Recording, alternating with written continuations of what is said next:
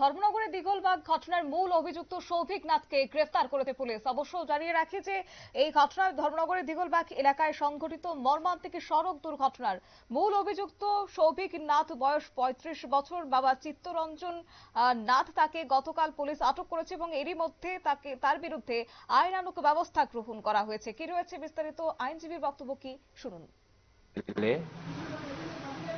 পায়ে হেঁটে তাদের বাড়ির দিকে যাচ্ছিল, তখন কদমতলার সাইড থেকে একটা মারুতি কার যার নম্বর TR05D0436 মারুতি ওয়াগনার তাদের পিছন দিক দিয়ে, অর্থাৎ ভিকটিমদের পিছন দিক থেকে সজোরে ধাক্কা মারে, যার জন্য ওরা মারাত্মকভাবে আহত হয়। সঙ্গে সঙ্গে ধর্মনগর জেলা হসপিটালে তাদেরকে আনা হয়।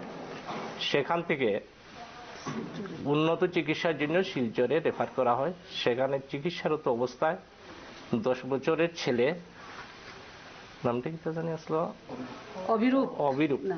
অভিরূপ নাথ দেবনাথ সেখানে মৃত্যুর কোলে ঢলে পড়ে।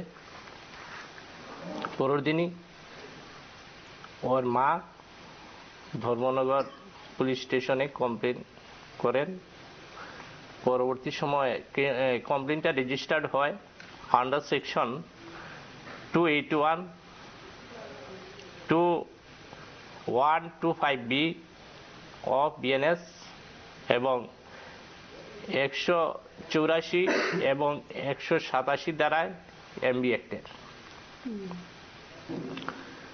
ইনভেস্টিগেশন শুরু হয়।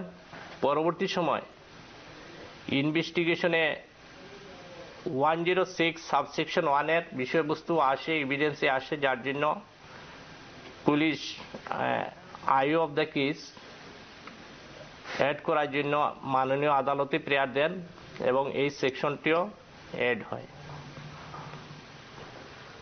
পরবর্তী সময়ে অর্থাৎ আজ তদন্তকারী পুলিশ আধিকারিক মাননীয় আদালতের নিকট আবেদন করেন অভিযুক্তের বিরুদ্ধে বিএনএস ধারায় 105 যুক্ত করার জন্য, যা আদালত মঞ্জুর করেন। অবশ্য এই ধারায় আওতায় দোষী সাব্যস্ত হলে অভিযুক্তের যাবজ্জীবন কারাদণ্ড হতে পারে বলে জানিয়েছেন আজ আইনজীবী। সরকার পক্ষের এই মামলাটি পরিচালনা করেছেন পাবলিক প্রসিকিউটর রাধাকান্ত দাস ও বনানী শর্মা। সংবাদ আপাতত এই পর্যন্তই। পরবর্তী আপডেটের জন্য চোখ রাখুন শুধুমাত্র নিউজ ভ্যানগার্ডের পর্দায়। নমস্কার।